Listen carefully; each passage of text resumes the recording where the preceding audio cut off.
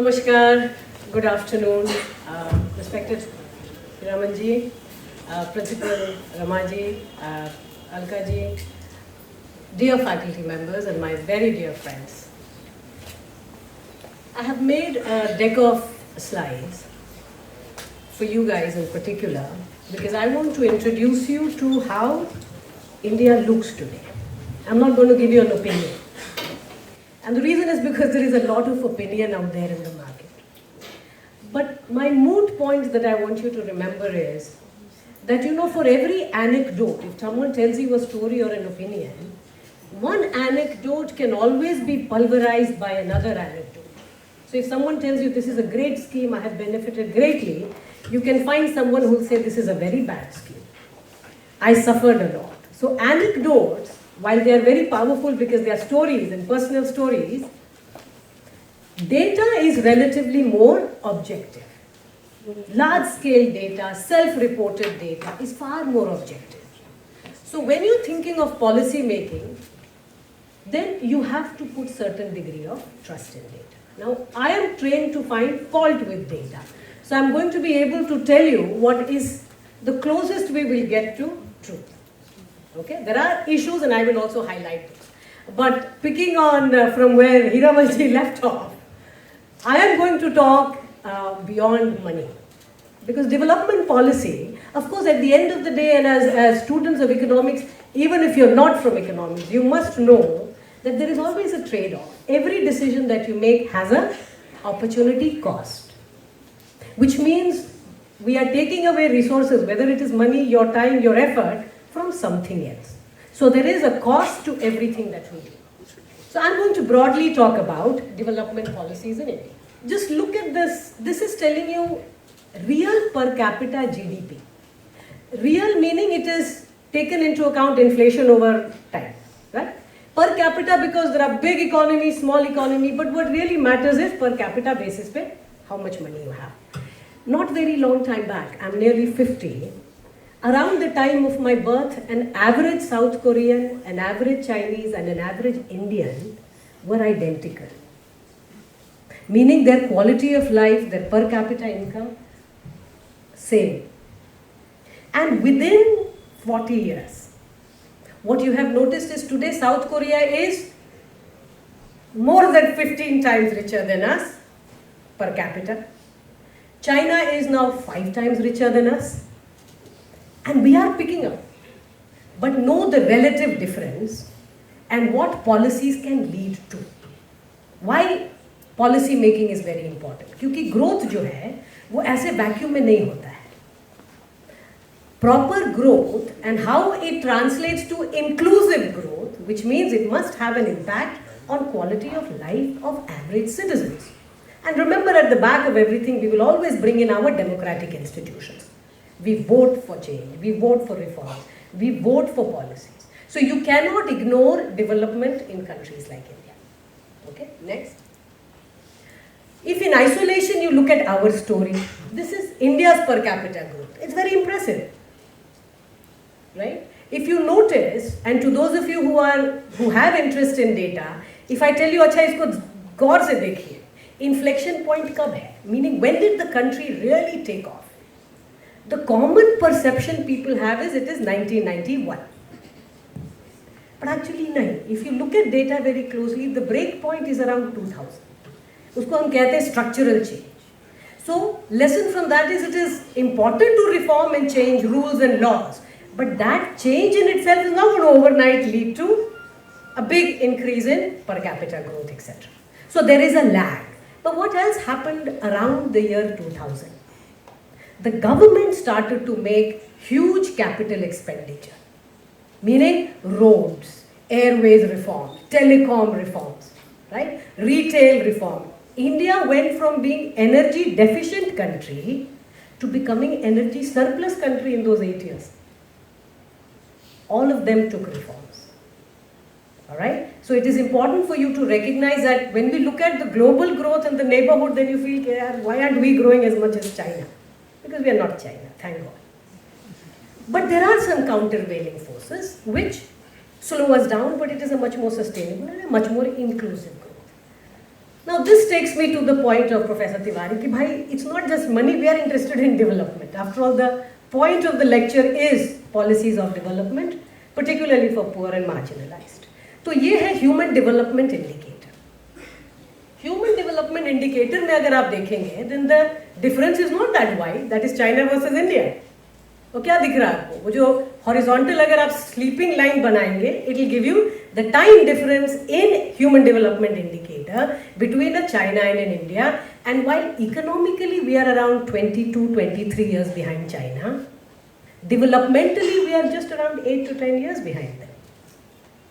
And the lesson is again very clear. They have much more money, but we have money plus democracy, which means you are voting. You cannot ignore development policies.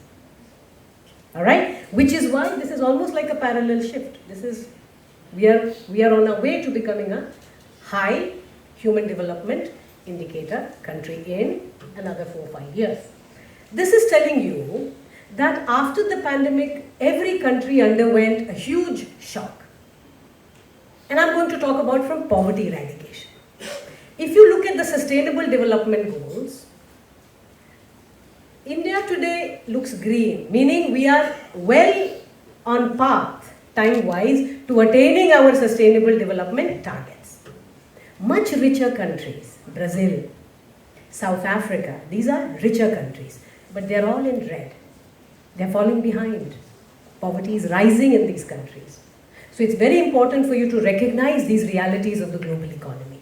That COVID has been a shock, but it is on account of policy making and proper management of these crises that you are still on your way to attaining sustainable development goals. But richer countries, so it's not just resource, richer countries are falling behind. So you need proper policy making and proper management. Now this particular slide is for those of you who worry when you read your newspaper, how India is getting more intolerant.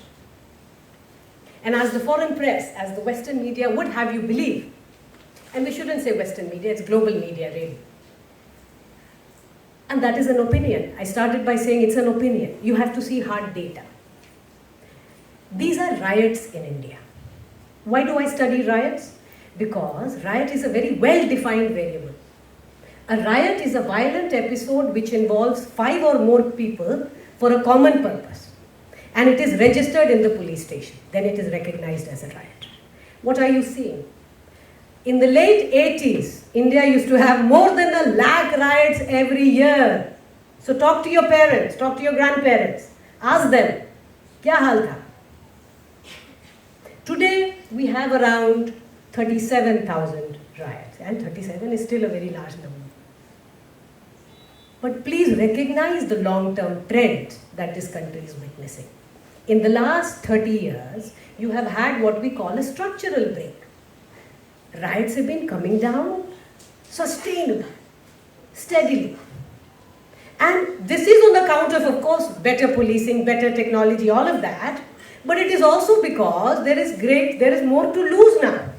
The opportunity cost of violence in the streets is rising. So the neighborhood also forces people away. They don't want this kind of violence. There is greater vigilance in community as well. So this is a well-established literature that opportunity cost of violence rises as countries get more affluent. It's not just policing. Okay? So there is resistance to this kind of stuff. India is far more peaceful, if that's the opposite of rioting, today than we have been in last 50 years. So we must recognize that objective truth. You know what these are? These are crime against women, particularly rapes. Why do I want to study this? Because again, it's a very well-defined variable, जिसका definition बदलता नहीं है. So you want to see time trends. What are you seeing? You're seeing these are all the states. सबसे पहले आप देखोगे कि around 15, 16, 17 is when states, almost all states, BJP states, opposition states, सब जगह. So it is not just reporting. सब जगह एक structural break आ रहा है. Episodes of rapes are coming down. Not everywhere. We still have instances, आप देखो हरियाणा है, झारखंड है, राजस्थान है, these three states are still continuing to report more and more rapes, but it's a large country, people. On the whole, what you're seeing, state after state after state, rapes are coming down. Why do you think so? 2015, 16, 17 में ऐसा क्या हो गया? What happened in this country that these kind of crimes began to come down? Hold on to that thought. I hope somebody in the hall is able to think of some reason. These are infant mortality rates. You know why we study infant mortality rate? Because eventually we can argue about बच्चा मोटा है कि पतला है कि stunted है कि underweight, and there are measurement issues and there experts we will continue to quibble. But mortality में कोई data issue नहीं होता है. Mortality means the baby has died. Infant mortality is also one of the metrics of sustainable development goals. So ये तो हमें पकड़ के रखना है. We have to improve these metrics. What are you seeing? These are all the states of the country. On the x-axis you have real per capita GDP growth. तो economic growth के साथ क्या हो रहा है infant mortality का? State after state. The big states, when the balls are big, it basically means these are highly populous states. And small ones are small, of course. The rightmost panel are your poorest states. Bihar, Madhya Pradesh, Rajasthan, Uttar Pradesh, Jharkhand, etc. Beach में you have the southern states. And on the left panel you have the rest of the country. क्या दिख रहा है आपको? Everywhere infant mortality is crashing with economic growth. This is what growth is about. Growth is not about what you read in the papers, Ambani, Adani, capitalist. No. That is a very small sliver, that is a very, very myopic and a very narrow and political way of looking at things.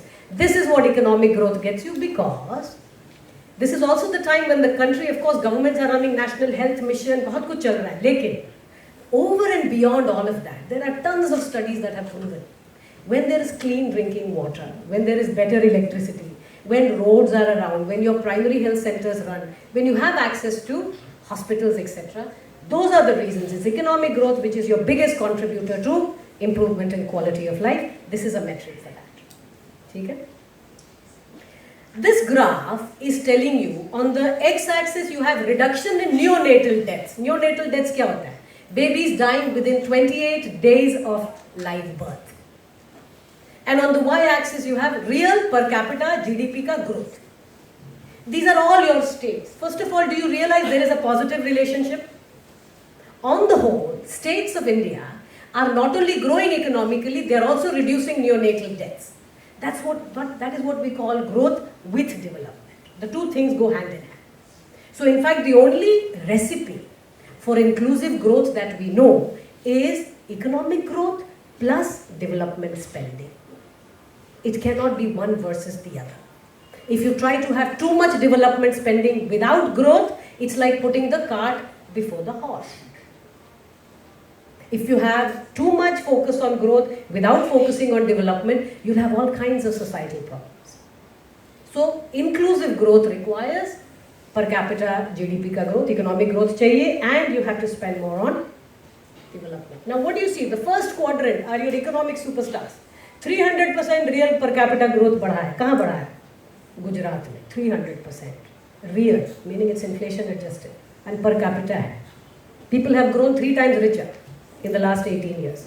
And then you have Tamil Nadu, where they have grown 2.5 times richer. You have Karnataka, Maharashtra. These states have seen phenomenal economic growth. And they're also improving neonatal deaths, meaning institutional deliveries. And jahan pe births are properly managed, great.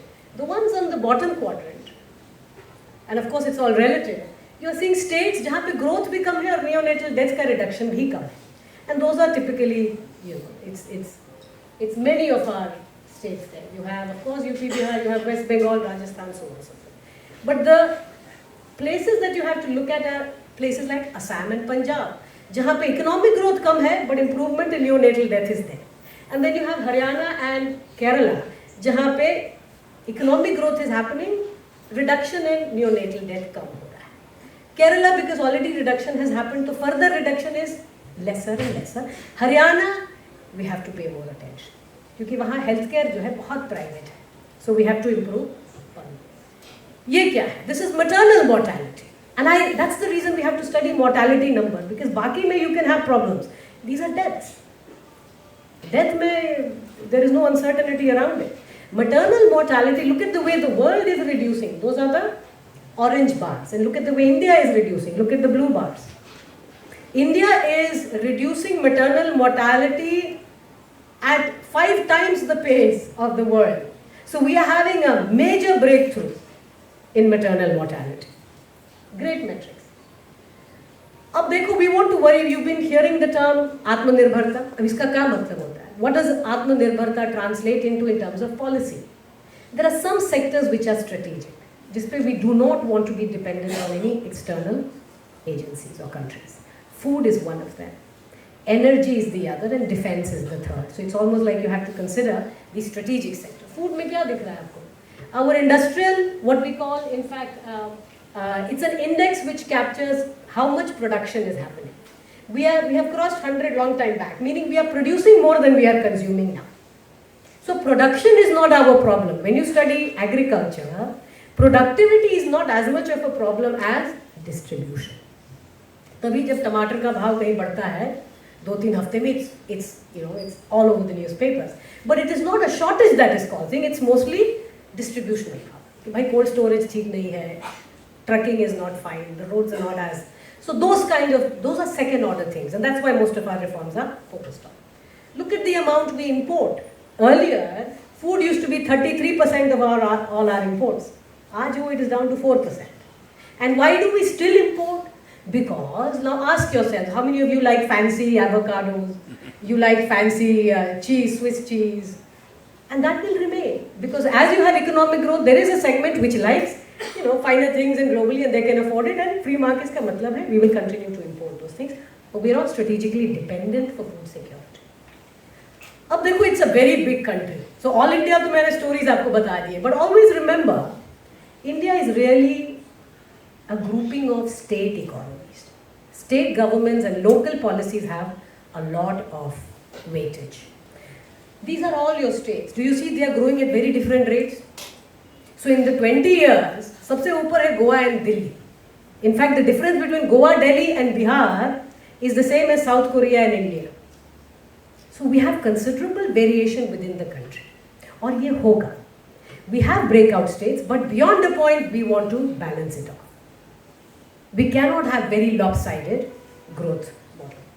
सबसे पहले, what do you notice? You have breakout states like Sikkim, Uttarakhand, Gujarat, Tamil Nadu, Haryana. These states are bucking the all India trend. They are growing very fast. And then we have states which are not growing. मतलब बहुत कम grow कर रहे हैं compared to all India. सबसे ऊपर देखिए, Delhi is not even a full state, correct? Goa तो अभी state बना है 18-20 साल पहले. Punjab used to be the richest state of the union. Today the per capita GDP of Punjab is the same as Nagaland. और Nagaland का growth model क्या है? Nobody knows. It's mostly government funding from Delhi and large spending by government. So then that's a story we want to worry about a little bit.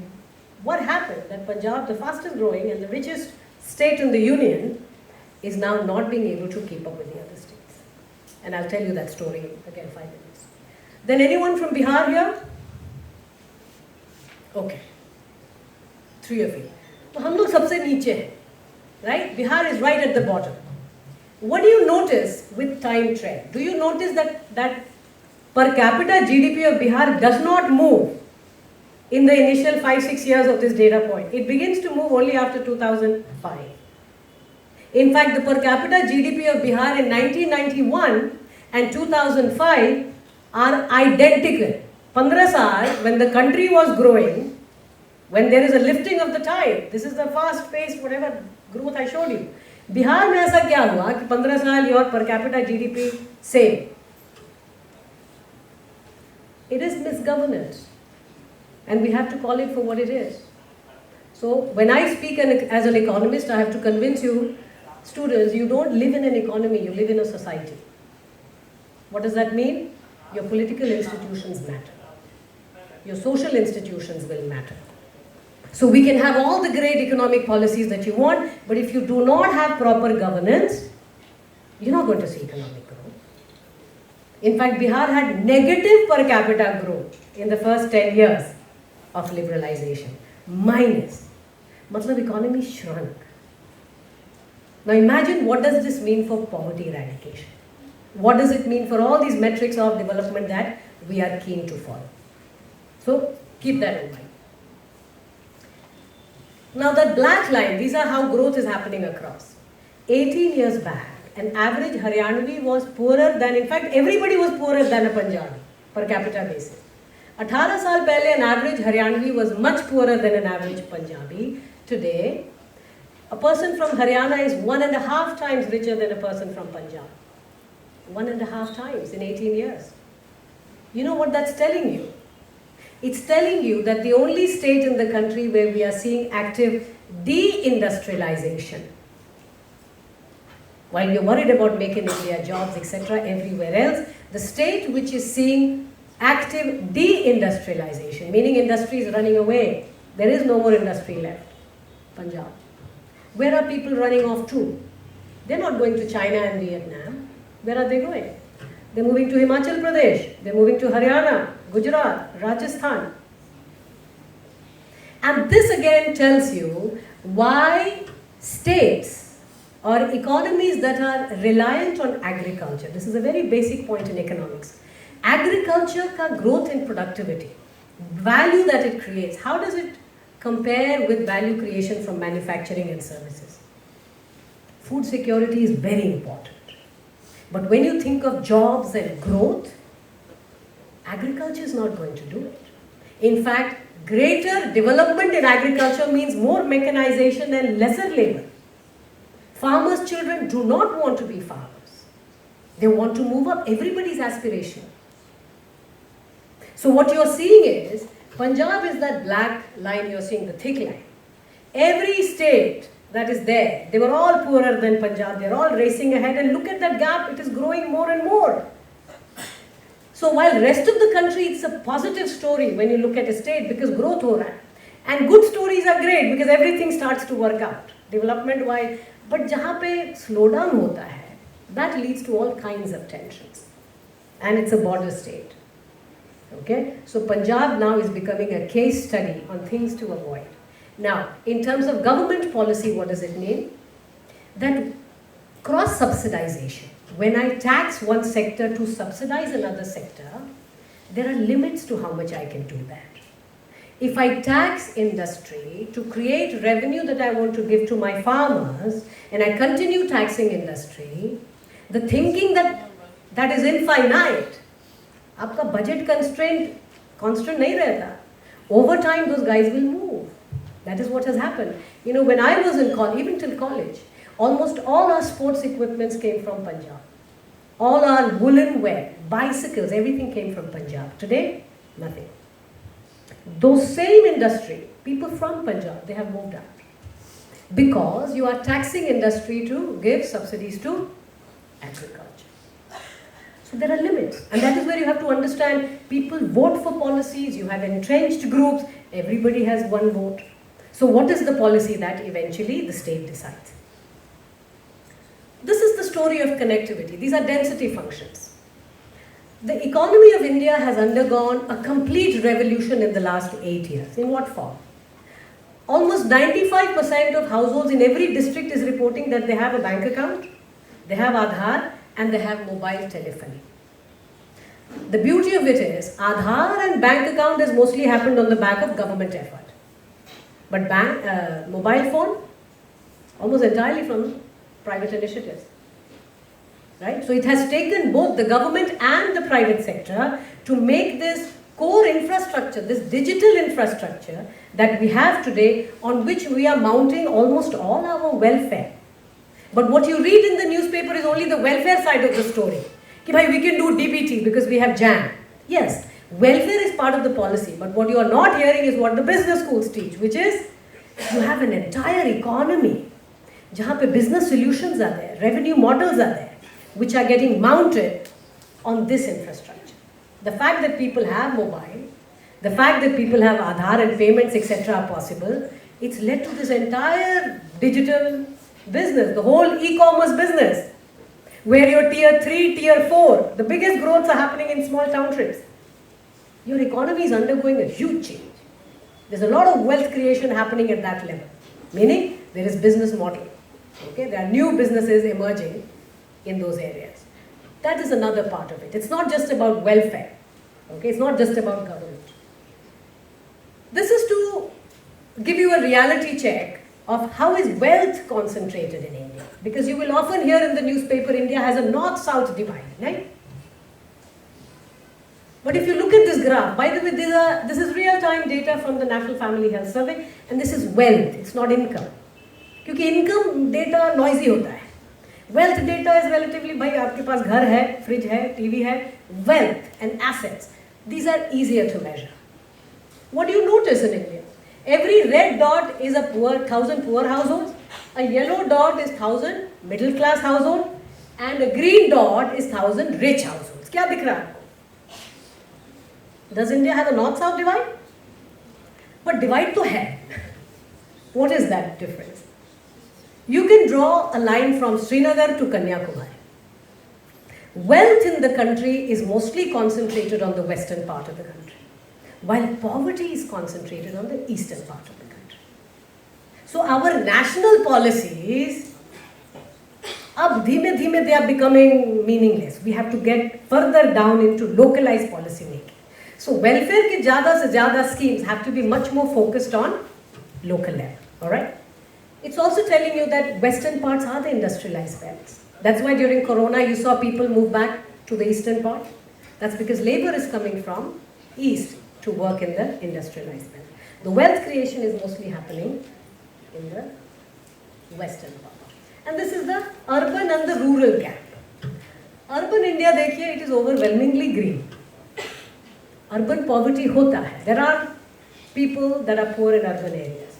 But overwhelmingly, do you see, urban India is green. In fact, if you look at the concentration of greenery, you know which cities these are. That's why we say cities are engines of economic growth. We have to begin investing more in city building. And you are seeing that after 75 years, in fact, last budget, there was an announcement of, there's a committee for city planning now. It also tells you कि अभी तक हमारे cities कैसे emerge हो रहे थे, ऐसे, organically, mushroom की तरह. And that is why, since you're in Delhi, you know the difference between Noida and Gurgaon. दोनों दिल्ली के पास हैं, but there is a world of difference between Noida and Gurgaon. Noida is very well planned, but for the longest time they didn't get any investment and money because भाई UP सरकार था. Law and order was an issue, you didn't get much investment. Or the airport, or whatever. Haryana grew. But the problem with that kind of growth is another, which is Haryana is what we call Minnelian city. But Haryana was being governed not through an urban local body. 2008 में we established an urban local body in Gurgaon. 2008 तक who was governing Gurgaon? Panchayats. Do you realize what I'm trying to drive home? Your real economy is racing much ahead, much faster than what you're able to pick up. And the governance is racing behind. You're trying to keep up with an economy which is moving really fast. ये urbanized हो रहा है, चाहे आप govern करें ना करें. So we better get the house in order. That is why these committees, why city planning, why urbanization, and what does it mean overall? क्योंकि once a city is established, फिर उसका sewerage ठीक करना, electricity ठीक करना, roads ठीक करना, very expensive. It's much easier to do it when in the beginning, right? So you need proper governance, meaning we need urban local bodies, and that is going back to the 74th Amendment. कि दिल्ली से state headquarters, state capital में power जाता है, federal structure में, and state capital से it has to go to the city, because governance of a city is as important as governance of a state. Your major cities are a very significant part of state economy. Bangalore contributes a very large chunk of Karnataka economy. Hyderabad, almost all of Telangana is Hyderabad centered. Gurgaon to Haryana. So cities are very important. Okay? अब ये देखिए, this is something you guys will be keen on. This is unemployment rate. अच्छा कुछ तो weird हो रहा है. The red bars are unemployment for people between the age of 18 and 29. And the grey bars are unemployment of people above the age of 30. Why is it that the youth today are almost 5 times more unemployed than people after 30? ऐसा क्या हो जा रहा है at the age of 30 that people are going out and working? This is a global phenomenon. We call it youth inactivity. In fact, the IMF has come up with several reports documenting what is being called youth inactivity. But I think it's really euphemism. It's a nice way to say the young don't want to work. तीस में ऐसा क्या हो जा रहा है भाई? Your parents are basically telling you बस अब बस एग्जाम लेना बंद करिए, जाइए, go make something of your lives. So youth unemployment is a concern, but the solution is not as simple as we are making out to be. Why do I say that? ये देखिए, this is both are youth, मतलब 18 to 29, but the gap is between the red bars are the most educated, graduate and above, मतलब आप भी नहीं है अभी उसमें. Graduate and above are 6 times more unemployed than relatively illiterate people in the economy. So the more educated you are, the less likely you are to be working. Almost 6 times. Now when we went to college, we were in school, we were told, my parents were in the government, we were basically told, if you don't study, it's up to you, it's your life, you want to mess it up. Padhiye so that you get a decent job. So education was linked to jobs and progressing in life. Today that's not the case.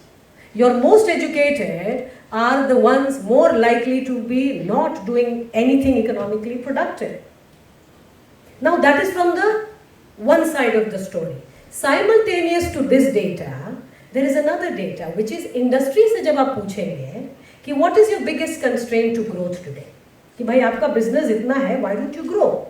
They will all tell you, finance is not the problem in India today. We can raise the capital. The biggest constraint to economic growth of existing firms and new firms is skilled manpower. It is very difficult to get skilled people. So how do the two things exist? कि भाई सबसे ज़्यादा जो पढ़े and the skilled हैं, वो काम नहीं कर रहे, और जहाँ पे they want, वहाँ they're not able to find it. This is a major mismatch because the market doesn't value the degree. The market values skill. A skill is valuable and they are willing to pay for it, but a degree doesn't mean that much anymore. Okay? That is why you now understand why for us Skill India, skilling in India, it's very, very important. Strategically, it is one of our most important policies because we have to reduce this gap between what the market wants and what we are educating in the classrooms. And this is not just in college level. This is quality of education is a concern right from pre-primary. So you are good at taking exams and we get the brightest and the brightest, but that's just filtering. That smartest wala skill is not what industry wants. Industry wants people who can get the job done. So reskilling, making people employable. We didn't have a term called making someone employable. One assumed that if you had the degree, you were employable. Not anymore. Okay? So that's a very important thing. The second is, we have to really manage expectations of the youth now. The expectation that I have now got a degree, so now I am deserving of a great job. Jisme I will get, I will work few hours, I will have someone saluting me, I need a house.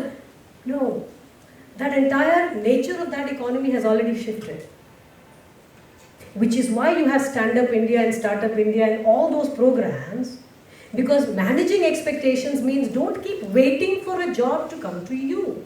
You have to actively be looking out and not just government jobs. Because economies that have a very large proportion of the people employed with the government are not the best of economies. Those are not economies that grow. They are inherently non-innovative, they are stagnant economies. And the example at home, when I told you Nagaland, 10% of the Naga population is employed with the government. You know who comes closest to that internationally? Sri Lanka. So you saw what happened in Sri Lanka recently? One of the biggest reasons why they are not able to overcome it, of course, these are small economies and they have few sectors. So they are diversified nahi hote hain. So when there is one shock to that sector, the whole economy goes bust. But You can still reform, right? You can still change things. Not if a very large group in your economy does not want any change. That is why having too many people, having a government which is very heavy, is not the most efficient way to go about it. Okay, we need efficient governance, but not large governance. Right? The other point about managing expectations is convincing the parents. So this is something I have noticed myself. You know, in teaching at NYU, a lot of my students, CV, they are very proud to show, I started this program, wo 2 hafta chala, fir went bust. Or I started this body and it ran for 6 months and then I failed. Failure is something you put on your CV. Because it's not failure, it is telling me that you have experimented. That you are open to trying, you are entrepreneurial. Hamare yahan nahi hota hai. We want to only showcase by 100%. I was there and I became like the CEO, otherwise I kuch nahi likhe. No. Entrepreneurship ka matlab hi hai ki only 3 to 4% will succeed. The rest will fail, and that is what leads to improvements in the economy. That is just the nature of the beast. So we also have to become more risk-taking. And let me tell you, your generation, I don't have to, you know this. Hamare time when we were in college, all the cool kids used to carry guitars. That's not true anymore. Almost all the cool kids in the business schools, because I teach mostly in business schools, they all have a startup. They have some cool idea what technology ko karke, Arunachal mein they are selling affordable healthcare. Well, you know, the world has infinite possibilities and they are getting unleashed. And that is exactly what the country needs. But we have to manage. We can't be scared of failures. We have to try. Now, there is another thing that you have to be aware of, which is the country has a growth policy. And I mean now at a way how we think. You know, 1940s after the World War, large economies like the US had a particular growth path. They basically made all basic amenities available to everybody. Roads sabke paas honge, electricity sabke paas. These kind of large expansion in basic amenities, you know what it leads to? Long-term sustainable growth in productivity. You become more productive if you have roads and clean drinking water and basic amenities. That is the phase we are in. In the last 8 years, what you see, and these are the poorest 20% of the population. So bottom quintile bolte hain. Bottom quintile, bottom 20%. 53% used to have electricity. Today that number is close to 90%. And do you see, this is again because you want to break fake narrative. Ki bhai, this is a majoritarian government, it only gives to one category and so on and so forth. This is where data is very important. Politics rehne dijiye jahan politics is politics. But you have to look at numbers to understand administration kaise chal raha hai. And there you see, whether you dissect the data across religious categories, you dissect it over social categories, every category has gained significantly. In fact, if you look at it closely, then minority groups are actually gaining more. And this is electricity. By the way, in the government, you've often heard the Prime Minister say, saturation policy. Basic amenities to all citizens, everywhere, all the time. That is the policy. So that is electricity. If you look at bank accounts, what do you see? The number of Indians with bank account has doubled now. Okay? That number is now close to 93% for the poorest segments also. Achha, this is not government data. This is self-reported survey data. So these are what people are telling you. So if anything, this is an underestimate. Because of course the government, when I speak to them, they'll tell me 100% electrification. No, 100% kuch nahi hota hai, kahin nahi. But when you speak to people and that number is like 98, 99, that's a very good number. There is no more gender gap. In fact, India is one of the very few countries globally jahan access to bank accounts mein male-female koi gap nahi hai. That's because your Jan Dhan Yojana basically targeted women. So ab koi gap hai. Okay, this exists even in OECD, the richest countries in the world. In सब चीजों का एक second order effect होता है. I can make amenities available, but it's not just for its own sake. What does it lead to? And you've heard the PM talk about second order effect. इसका मतलब having bank account is associated with improved reproductive health outcomes. People seeking more care and more public amenities, etc. You see, access to credit has improved because people have bank accounts now. It is related to poverty reduction. This independent study has nothing to do with government, right? This has come out of World Bank, the NIH study, Australian University study. This is bank accounts. What about mobile telephony? Everybody has a mobile now. In fact, it's become, the time is right for us to do a study around why is mobile phone a gain or is there also a distribution effect? Meaning there are segments that are losing out because the whole day we are on our phones. So what is it doing to our labor productivity, right? Okay. And of course the impact of mobile phone is tremendous, and during COVID we realized that having a phone was a lifesaver, particularly if you look at access to education. Right? In the poorest segments, most kids were doing classes on the phones. Toilets. Now this is going back to the rape data that I showed you. There is a beautiful Lancet study, very comprehensive, which tells you that access to toilet, when we were writing a great deal about toilets to hona chahiye, the motivation was open defecation free. Q, IMR, MMR, because you had fecal matter in the food and water, it was leading to all kinds of ailments and deaths. So the motivation was from health. But what is this unintended consequences that we saw in society? Accessing toilets led to 14% reduction in rapes and 22% reduction in crime against women in the first 2 years itself. Can you imagine what that means? Because toilets is not just health and hygiene for women, because toilets are highly gendered. Right? The guys go anywhere, the women can't. And you know this. I don't have to tell you, you're part of the society. Access to toilet has been one of the most revolutionary interventions. And socha jaye then it's something so basic. There's nothing high-tech about it, right? Mostly what we worry about. So now we are getting to a realm of precision policy making. Now national level par, there is no problem which is a national problem. Your infant mortality is concentrated on 7 states. 10 states have already achieved the Sustainable Development Targets of 2030. So India is a very large country. You've heard people say that. But the real way to understand, we have a Germany in India, we also have a sub-Saharan Africa in India. So we have one segment which is super efficient, super mechanized, fast growing. There is another segment which we have to still worry about malnutrition and access to basic education, etc. These things coexist. So policy making now has to get into the realm of what we call precision policy making. All right, not national level. And that's where data matters. And if you've been reading most of my focus now is on the quality of data. क्योंकि national level पर IMR जान के हम क्या करेंगे? हमें तो policy लाना है भोपाल में, और भोपाल से भी क्या करेंगे? मुझे तो रेवा का चाहिए, और रेवा से भी क्या करेंगे? I need that aspirational block, जहाँ पे बच्चे are not surviving, right? So problems now are localized, and the only way to capture it is data. So just 2 minutes, because we are unraveling some great reforms we have done, and the first one is pensions.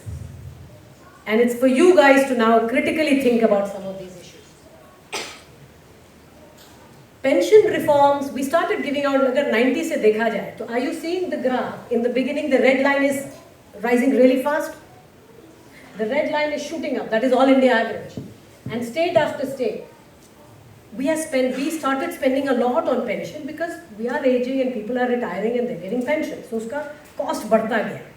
And then you realize that the old pension scheme, the way it existed, is not sustainable. So then the new pension scheme was brought in 2003. And what is the new pension basically about? The reform was कि भाई इसको contributory in nature कर दीजिए. उसके बाद, do you see, after the vertical line, state after state, फिर वो थोड़ा flat हो गया. So the burden of pension was rising, but then it flattened.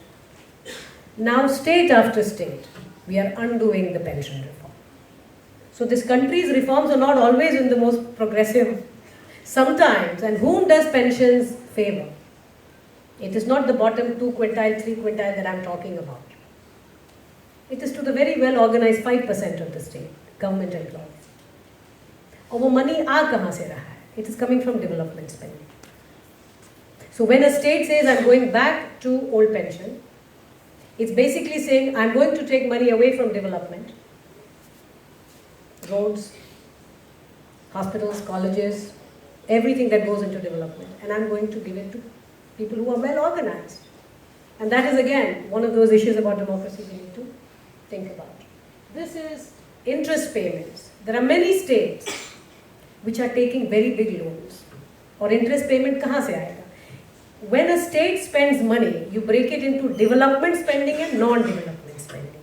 Development spending is everything like infrastructure, education, health, welfare. They are all development. और non-development में क्या आता है? Pensions, interest payments and administration पे कितना खर्च करती है? Money running of the state. These are your biggest three components of non-development.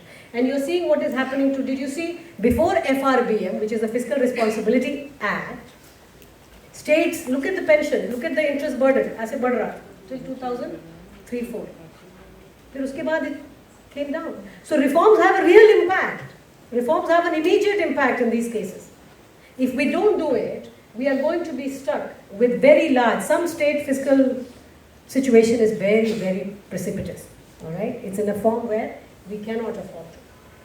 The last is, what about future growth? Which are the states that are going to continue growing and which are the states that are going to struggle? And one metric which is very good to look at future growth is how much is the state spending on capital outlay? Meaning improvement of its infrastructure, whether it is social infrastructure or physical infrastructure. And this is telling you that if you just look at some of the states, between the red line, which is the national average, where do you see the gap the biggest? वो red line और blue line के बीच gap कहाँ है? Bihar, West Bengal, Punjab. There are three states which the gap between all India spending on capital outlay and future growth and these states is growing very rapidly. So if a state does not invest in development and long-term capital outlay, तो future growth आएगा कहाँ से? This is a very important question that students of not just economics but policies in general should be very concerned about, because remember, India is a very large country. Delhi has a role, but Delhi has a limited role. We have to worry about sustainability and viability of state governments, all right, and their fiscal status. Okay, people. With that, I come to an end. I'm very happy to take questions if there are any. But thank you for the opportunity. Thank you, ma'am, for your enlightening session. We now open the floor to question and answers. Do we have any questions here?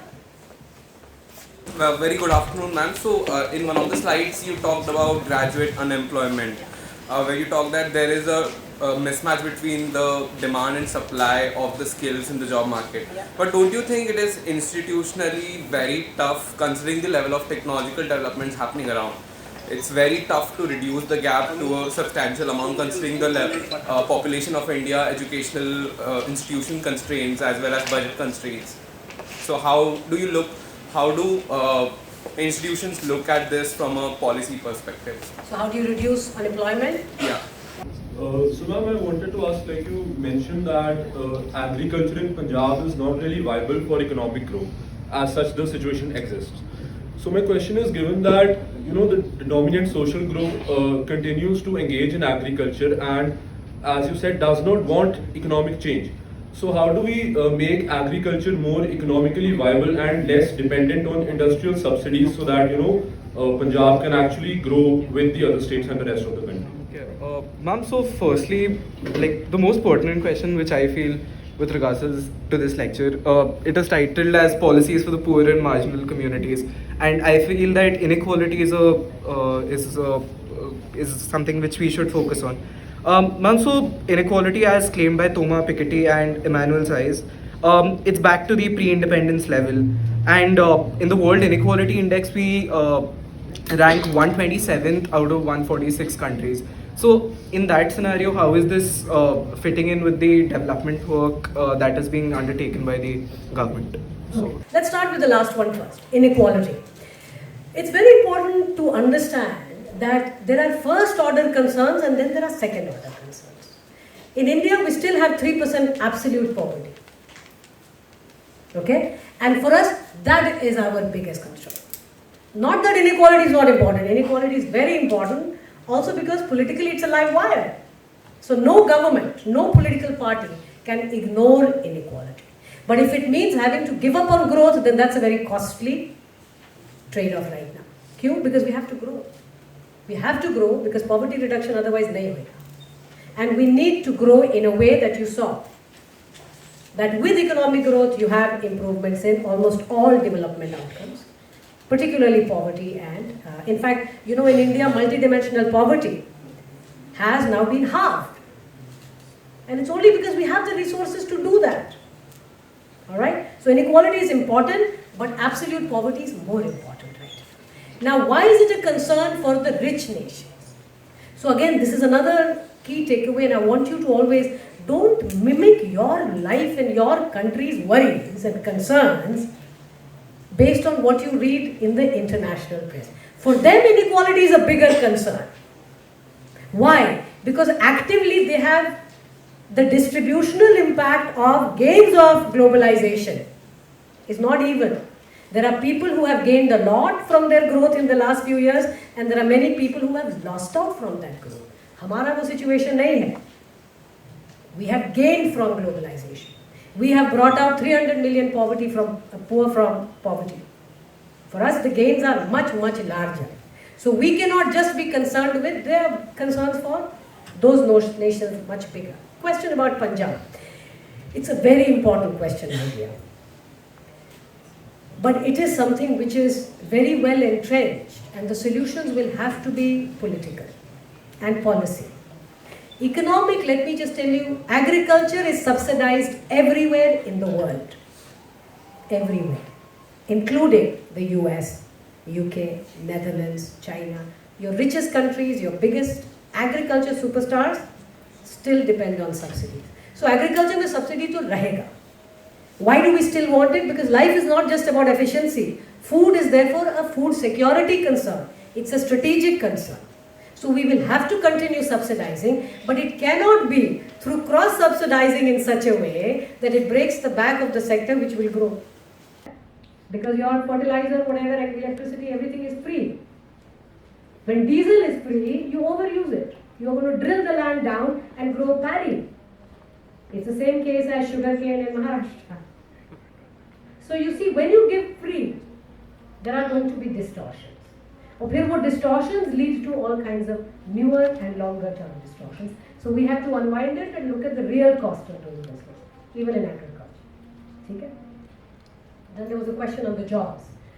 Let me tell you, jobs is the biggest, it's like the biggest piece of the puzzle. And the reason I'm saying it's a puzzle is because India has a peculiarly low labor force participation rate. What is labor force participation and how is it different from unemployment?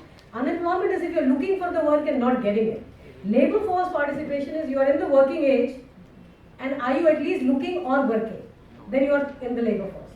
China's labor force participation for the last 50 years has been around 75%.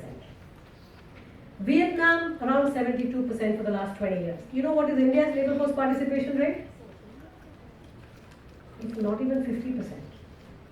Meaning 50% of our population in the age group 18 to 59 are neither working nor they are looking for work. So फिर क्या कर रहे हैं?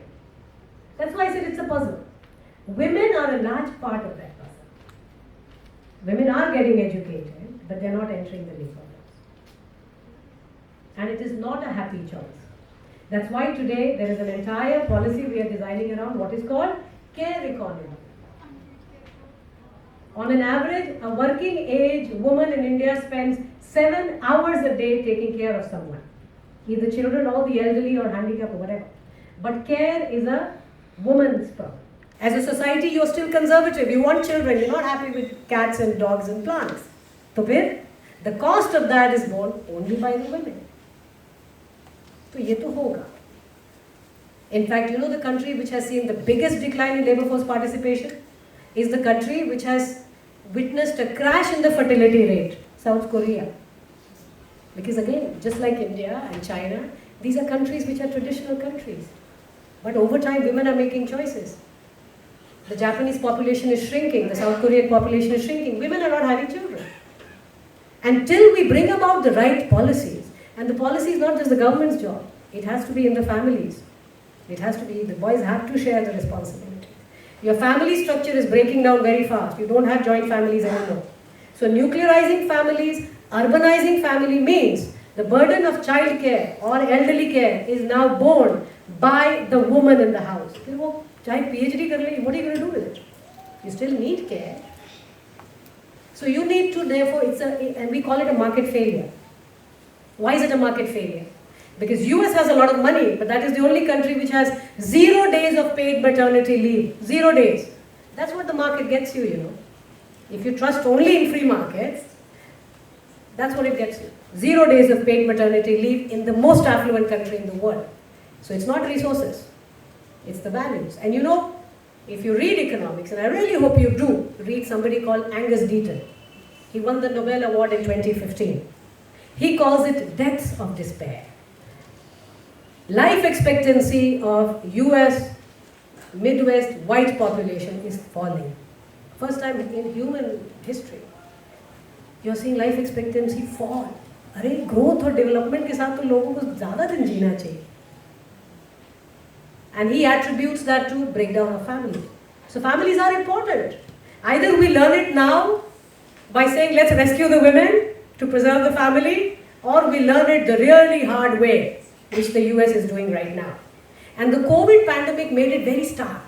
Because the first time in history we saw so many elderly people die alone, with no kin, no family. So you see, the values are very closely linked with economic policy. So care economy is a big issue for us. It is one of the biggest points in the New Delhi G20 declaration, that we are going to build care infrastructure. That is going to be a big push. Creches honge, old age homes honge, walkway, we have to do a lot. But all of these really frees up the woman. Okay? So happy to take questions later maybe. I think that's the very last question. This will be the last Very question. So I'll just combine a few things. And I think I'll begin with a comment that the death of despair thing, it's not just Angus Deaton. I think his wife and case is as involved as involved. Yes. And it would have been nice had you quoted her as well. Yes, yes. So coming back to my question, because we're talking about data and in particular about how we work with that data. So the government hasn't released data on farm suicides, on jobs, on NCRB, lynchings and stuff like that. So because we're talking about decentralization of data so much, do you not think government withholding data in fact makes it even more difficult for people, for students, for academics, for researchers to access, or more than that, to study these data? And more than that, the data that we have, it's not really objective how we understand that data, because even the data on bank accounts that we were discussing, that there's, you know, the gender gap has closed, but you know, there's one way to study that there's no gender gap, but who essentially is in power of the money that's deposited in those accounts? Are the women who own these accounts actually in power of the money? Are their husbands not interrupting, or, you know, really... Good, all good questions. Yeah, right. But this is where there is some hope if you guys read research and you're not swayed by what you read in the newspapers. First of all, I am guilty as charged, and this is something I offered. Anne Case and Angus Deaton wrote the book, Deaths of Despair. Angus has written a second book, which has just come out, and I just finished reading it, called Economics in America. And you should read it to understand why economics in India should be different. We cannot make the same mistakes these guys do. Right? The issue about data not being there, you see, that is what I feel sad when I have to explain it to you guys. I don't feel so sad when I have to speak to journalists.